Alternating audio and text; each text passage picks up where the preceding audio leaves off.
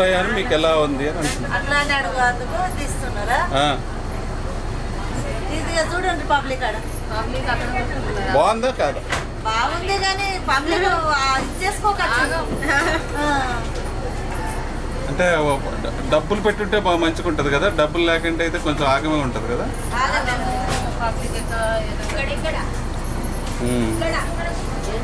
నా పేరు శారద. మేము హైదరాబాద్ నుంచి వస్తున్నాము నిర్మల్గా.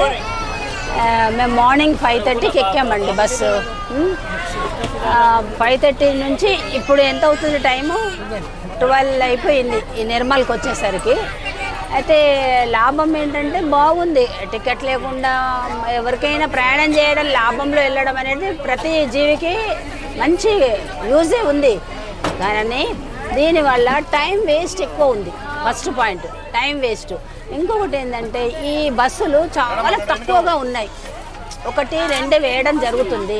ఆ దాంట్లో మొత్తం ఫుల్ అయిపోయి సరికి ఒక 1.5 అవర్ పైనే పడుతుంది ఎక్కడ స్టాప్లలో. ప్రతి స్టాప్లో ఆపడం వల్ల జనాలు ఈ ఒక్క బస్సులోనే ఇన్ని వందల మంది ఎక్కాల్సి వస్తుంది. 60 మంది ఎక్కాల్సింది 150 మంది ఎక్కుతున్నారు. అది కండక్టర్కి కష్టంగానే ఉంది, డ్రైవర్కి కష్టంగానే ఉంది, ఎక్కిన ప్యాసింజర్స్కి కూడా కష్టంగానే ఉంది. ఎందుకు అంటే అసలు ఫ్రీ అంటే ఎవరైనా ఇప్పుడు గవర్నమెంట్ ఇచ్చిన ఫ్రీ పథకాన్ని ఎవరైనా కూడా యూజ్ చేసుకుంటారు. 350, 250 బస్సు ఎక్కరు అప్పుడు. ఇవి వేసేటి 2, అవి వేసేటి 6 ఉన్నవి.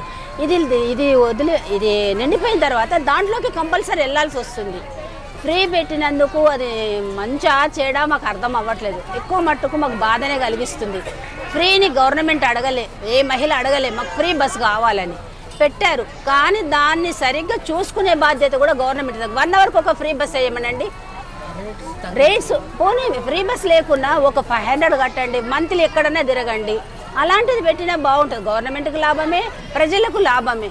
అంటే ప్రజలను సోమరులుగా తయారు చేయడానికా, లేకపోతే ఫ్రీ ఫ్రీ ఫ్రీ అని ఏది ఆలోచించకుండా పరిగెత్తడానికా అనేది ఒక క్వశ్చన్ మార్క్గా మారిపోయింది. ఇక్కడ బస్సులనే పెంచండి, లేదు తీసేయండి. దీనికి బదులు ఫ్రీకి బదులు మంత్లీ రెగ్యులర్గా వెళ్ళే వాళ్ళు 1000 కట్టండి, 500 కట్టండి, మీరు ఎటన్నా వెళ్ళండి, అప్పుడు ఫ్రీగా ఉంటాం.